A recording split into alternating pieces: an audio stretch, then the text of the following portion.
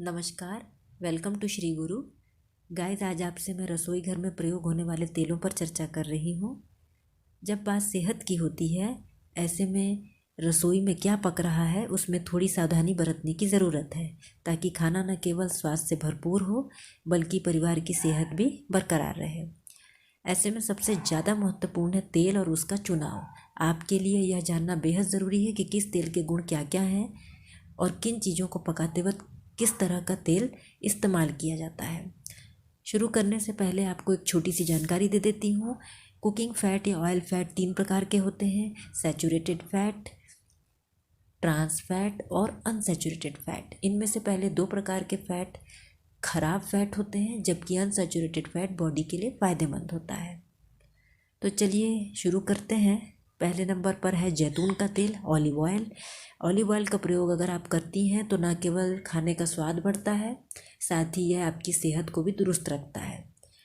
Olive oil heart और liver के लिए अच्छा माना गया है, लेकिन ऑलिव ऑयल का प्रयोग कुकिंग में करते वक्त आपको इसे ज़्यादा पकाने से बचना चाहिए। रिफाइंड ऑलिव ऑयल का प्रयोग आप साते करने में, स्टिर फ्राइंग में, डीप फ्राइंग में, सैलेड ड्रेसिंग में और कृत्रिम मक्खन बनाने में कर सकती हैं, जबकि वर्जिन ऑलिव ऑयल का प्रयोग आप कुकिंग में, सैलेड ड्रेसिंग में और कृत्रिम मक्खन बनाने में कर सकती हैं। ऑलिव ऑयल के बारे में एक मिथ है गाइस कि जैतून के तेल को ज़्यादा गर्म नहीं करना चाहिए। फैक्ट क्या है? फैक्ट ये है कि ऑलिव ऑयल में अनसैचुरेटेड फैट पाया जाता है। जैतून के तेल को ज़्यादा गर्म करने से इसमें कोई रासायनिक परिवर्तन नहीं होता है। दूसरे नंबर पर है राई का तेल। राई के तेल में चूँकि ओमेगा 3 फैटी एसिड्स पाया जाता है, तो ये परिवार के सदस्यों के स्वास्थ्य के लिए बहुत लाभकारी होता है। इसके अलावा इसमें मोनोसैचुरेटेड फैट भी पाया जाता है। इस तेल में आप तेज़ आंच पर खाना बना सकती हैं, क्योंकि इसका स्मोकिंग पॉइंट बहुत हाई होता है। इसके अलावा आप इसका प्रयोग स्टिर फ्राइंग के लिए भी कर सकती हैं, कुकिंग के लिए भी कर सकती हैं, और फ्राई करने और बेक करने के लिए और सैलेड ड्रेसिंग में भी राई के तेल का प्रयोग आप कर सकती हैं। तीसरे नंबर पर है rice bran oil. Rice bran oil में पोलो अनसैचुरेटेड फैट पाया जाता है, और साथ ही इसमें विटामिन और एंटीऑक्सीडेंट्स भी पाए जाते हैं। ये कोलेस्ट्रॉल को कम करता है और आपके शरीर की रोग प्रतिरोधक क्षमता को बढ़ाता है। चूँकि इसका भी स्मोकिंग पॉइंट हाई होता है, इसलिए इसका इस्तेमाल भी आप खाने को हल्का फ्राई करने में कर सकती हैं। इसके अलावा इसका प्रयोग बेक्ड फूड बनाने के लिए भी किया जाता है, और इसका प्रयोग आप कुकिंग के लिए, फ्राइंग के लिए, डीप फ्राइंग के लिए और सैलेड ड्रेसिंग के लिए कर सकती हैं। चलिए अब चौथे नंबर पर बात करते हैं कोकोनट ऑयल की। पुराने समय से ही महिलाएं रसोई घर में इसका प्रयोग करती आई हैं। ये पौष्टिक तत्वों से भरपूर होता है और इसमें 92% सैचुरेटेड फैट पाया जाता है। इसमें और भी बहुत सारे पौष्टिक तत्व पाए जाते हैं। इसमें वही फैट होता है जो माँ के दूध में होता है, और ये तेल बहुत जल्दी पच जाता है।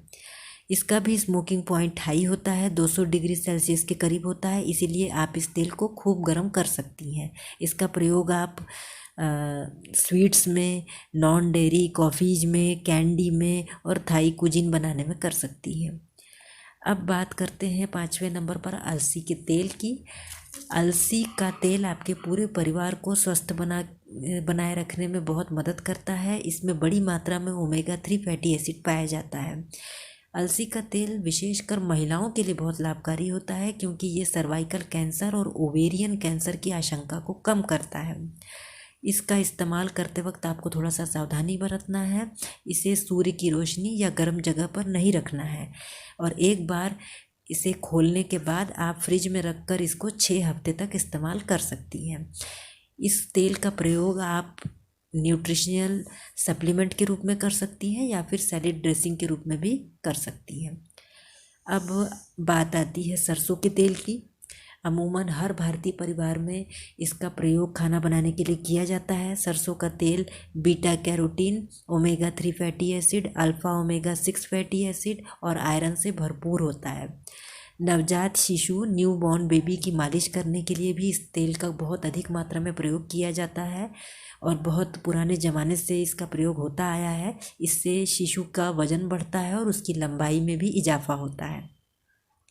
इस तेल का स्मोकिंग पॉइंट बहुत हाई होता है, इसलिए खाद्य पदार्थों को तलने के लिए आप आसानी से इस तेल का प्रयोग कर सकती हैं। इस तेल से आप खाना बना सकती हैं, तल सकती हैं, डीप फ्राई कर सकती हैं। इस तरह से इसका इस्तेमाल आप कर सकती हैं। अब बारी है सोयाबीन तेल की। सोयाबीन तेल आजकल लोग चूँकि सेहत के प्रति बहुत ही जागरूक हो गए हैं, तो अधिकतर घरों में सोयाबीन का तेल भी प्रयोग में आने लगा है। इसमें पॉलीसैचुरेटेड फैट बहुत अधिक मात्रा में होता है और ये कोलेस्ट्रॉल को भी सही रखता है। इसमें एंटीऑक्सीडेंट्स भी पाए जाते हैं। इसका स्मोकिंग पॉइंट ज़्यादा होता है, इस वजह से इसका इस्तेमाल प्रोफेशनल लेवल पर भी होता है। आप सोयाबीन का तेल खाना बनाने के लिए, सैलेड ड्रेसिंग में और वेजिटेबल ऑयल के रूप में और कृत्रिम मक्खन बनाने में कर सकती हैं। अब बारी आती है मूंगफली के तेल की। मूंगफली का तेल स्वास्थ्य के लिए लाभकारी माना जाता है। इसमें मोनो और पॉलीसैचुरेटेड दोनों फैट पाए जाते हैं। ये विटामिन ई का भी अच्छा स्रोत माना जाता है। इसका स्मोकिंग पॉइंट बहुत हाई होता है, 450 डिग्री फ़ारेनहाइट तक होता है, जो कि खाने को डीप फ्राई करने के लिए बहुत अच्छा माना जाता है। आप मूंगफली तेल का प्रयोग कुकिंग में, फ्राइंग में, सीजनिंग और ग्रिलिंग में कर सकती हैं। इसके अलावा मक्के का भी तेल होता है। इसका भी प्रयोग आप फ्राइंग करने के लिए, बेकिंग करने के लिए, सैलेड ड्रेसिंग में और कृत्रिम मक्खन बनाने में कर सकती है। बिनौला का तेल होता है। इसका प्रयोग भी कृत्रिम मक्खन बनाने में, सैलेड ड्रेसिंग में होता है। इसके अलावा तिल का तेल होता है, सीजम ऑयल, जिसका प्रयोग आप कुकिंग के लिए कर सकती हैं। और अंत में बात करूंगी सूरजमुखी के ऑयल की। ये ऑयल भी बहुत ही स्वास्थ्यवर्धक होता है और इसका प्रयोग भी आप सैलेड ड्रेसिंग, कृत्रिम मक्खन बनाने में और कुकिंग के लिए कर सकती हैं। गाइस, तेल के चुनाव और उपयोग से संबंधित कुछ सावधानियां मैं आपको बता रही हूँ। महीने में प्रति व्यक्ति आधा लीटर तेल से ज़्यादा आपको इस्तेमाल बिल्कुल नहीं करना चाहिए। और तेल चाहे कोई भी हो, आमतौर पर एक बड़े चम्मच में करीब 120 कैलोरी होती है। इसीलिए तेल जितना हो सके आपको उतना कम ही यूज़ करना चाहिए। और चूँकि मैंने अभी आपको बताया कि किसी भी एक तेल में सारे गुण नहीं होते हैं, इसलिए आपको अपना कुकिंग ऑयल हर महीने बदलते रहना चाहिए। एक बार अगर आपने तेल का प्रयोग किसी चीज़ को तलने के लिए कर दिया है, तो फिर आपको उस तेल का दोबारा इस्तेमाल नहीं करना चाहिए। यदि करना ही पड़े तो आपको उसमें सब्जियों को छौंक नहीं लगाना चाहिए। सब्जियों को छौंक लगाने के लिए एक बार इस्तेमाल किए गए तेल का प्रयोग दोबारा न करें। और गर्म तेल को जल्दी जल्दी ख़त्म करने की कोशिश करना चाहिए, क्योंकि एक बार जब तेल गर्म हो जाता है तो उसमें बहुत ही ऑक्सीडेशन होने लगता है, जो कि आपके स्वास्थ्य के लिए अच्छा नहीं होता है।